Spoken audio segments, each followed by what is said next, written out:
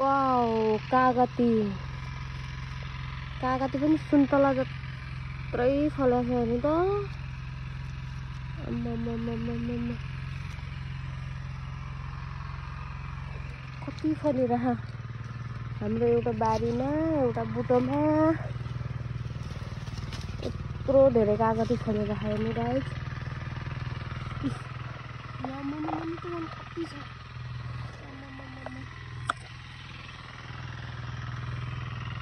यहाँ यता साइडतिर कति छ हेर्नु त।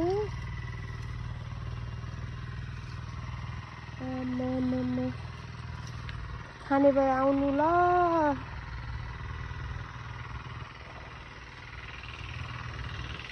कसैलाई चाहिएको छ भने सम्पर्क गरिहाल्नुहोस् है।